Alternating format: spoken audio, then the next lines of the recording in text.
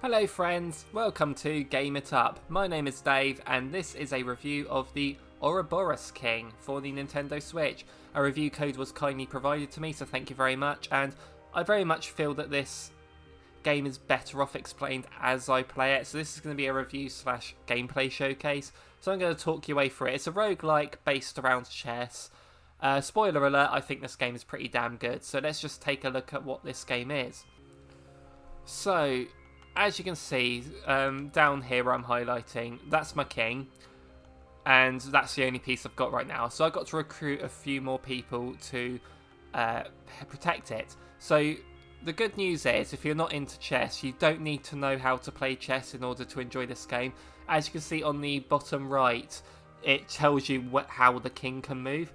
Basically, all you can do is, the objective is to capture your opponent's king and not let your king get captured, but it's not a full game of chess. So up here we've got some pieces that I can recruit, and as you can see, another reason why chess players wouldn't have as much of an advantage as you'd think over non-chess players is a lot of the pieces in this are completely made up, not from chess. You've got the Reaper, which moves the exact same way as a king but can only kill an enemy on the same colour as it is.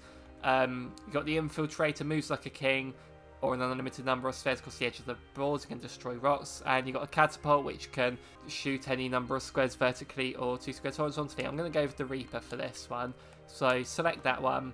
Now we've got 3 more, so I can choose another one to recruit. So we've got a Fire Chick, which can upgrade to a Phoenix. You've got that's something that can hatch. I actually haven't tried an egg yet, but then we've got Agent Plus, which is a rook that turns into a bishop after you've used it, and then vice versa. So a rook can only move horizontally and vertically, a bishop can move diagonally. And then we'll do one more here, so just to give you an idea of what the different pieces are. You've got an Assassin, can move again after killing an enemy, a Viking can move up to 2 spaces, and a Decoy can change places with an ally. So I'm going to go with a Viking here, so put that at the front. So let's just show you what a game is like. So you've got your map, so I can choose the Training Grounds or I can choose the Ruins. Training Grounds, it says, will give me a new recruit for my army after I've beaten it, so I'm going to go with that one. So then there's the piece. So anytime I highlight a piece, it shows me in red where it can move. And I can do the same with the enemy. So the enemy has got a Viking and a king, or a general it's calling it. So there we go. So I've got to capture that general basically in order to win. So I'm going to move the Viking first, move him just to get a bit closer there, moving their Viking. So I've got to think that this rook will turn into a bishop when I use it. So I've got to try and sort of get the king into a nasty position. So if I move that there, then I move this here, it should turn into a bishop and then the king's in check. So now it's a bishop, I can say move that one there so it's not going to get caught by that, but that thing's been quite crafty. So let's move this down here. Okay, so as you can see, I've got to try and capture that king before it captures mine, and then I can move on to the next map. So you basically keep playing that, move the pieces where they can move, and eventually you win, hopefully. So I'm going to skip to when I've actually beaten this, and then I can show off some more pieces and explain basically what I think of this game.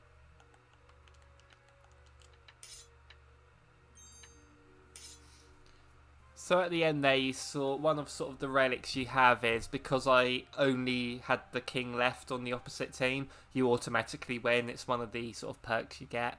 So now I've done that, I can get another piece. They're not looking too good. So to get that catapult, I'd need to spend some gold, which I can afford, but I'll just get a royal guard instead to help protect the king.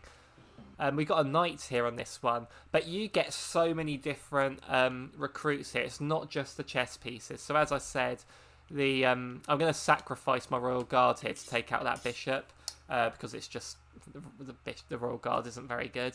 But you do. One thing that's sort of making this easier as well is if you do sacrifice a piece, they come back in the next battle, so it doesn't matter too much if you lose it, if it guarantees you winning. But one thing to point out, there are some pieces like the Glass Queen, which moves like the Queen, but once it's gone, you've lost it forever. So you've got to be careful of things like that. Another thing to point out as well is there are some pieces that I think are a bit OP. So I'm going to mention one in particular, and that is the Prince. And the Prince basically, once you get the Prince, I find the game a lot easier, because what the Prince does is it moves like a king and just captures pieces normally. But if the king is within 3 squares of the Prince, then the king cannot be killed. So what I then tend to do is, instead of protecting my king, I end up protecting my Prince and just send the king forward with the Prince behind it and just make sure that things, then I cannot lose as long as my Prince is alive. So that I find that a really interesting way to change strategy. But yeah, it is just chess in a sense, but you do not need to know how to play chess in order to understand how this game works, because I mean, obviously the strategies and stuff you'd have for chess normally they do translate over to this game. It is pretty important. People that can play chess well will have an easier time with this game than people that have never played chess. But you can just pick this game up quite simply without needing to know how to play chess. So there is that as well. Just trying to work out how to move this one. So, obviously graphically this game, it looks basic, but it does the job. You can clearly see where everything is. The music is kind of like, again, just I'd hate to say basic again, but it really is. And one thing I would like to point out as well is that when your king is in check, little things that there's a little jingle that plays just to help you. And some items you get, such as there's like, as you can see, the ones I've got down here, there's like a rewind button, which is this thing I'm highlighting. I've got 2 rewinds, so if I make a mistake I can go back, and it happens automatically if your king gets caught, or kings that you put your king in check. But like the finisher is the one where basically if I got rid of the knight now, then I'd automatically win. So I'll try and do that now, see if this works. Let's try this one. So another thing I need to point out, because I made a mistake at selecting the wrong square there, and this has ruined me a few times, annoyingly, because I could have won then with the Reaper, actually. Because quite honestly, I've just won there, and I can't kill the king, can I? But I can do that. So basically, the controls. Let's talk about the controls. They get stuck. So sometimes I'm pushing. I do it with the D-pad. I've done it with the analog stick. I've done it in handheld with different controllers. It is the same. Sometimes I will move the stick and it just isn't responsive. And I have made mistakes due to it in the past. Like I'm pressing A now. It's not coming off this screen. So it can get a bit finicky with doing that, which is a bit annoying. But luckily, when you're playing in handheld, you can use the touchscreen. And the touchscreen works perfectly, so I'd say that's the best way to play it, but obviously to capture footage I'm doing it. Here's an interesting piece here, the Pegasus. So basically it moves, it's basically a horse that moves twice, but it has to be in the same direction. So yeah, always sort of highlight the enemy pieces just to see where they can go, to check that you're not going to lose a piece. So yeah, so that's basically how this game is and how it works. The game costs £8.99, but it's currently on sale for £7.19 for the next couple of weeks, so I think that's a decent price for this game. I am very much enjoying it. But let me know in the comments down below if this is the sort of thing you're into, are you a chess fan? And if so, does this look like something you'd want to play? Very interested to hear how many chess fans there are out there.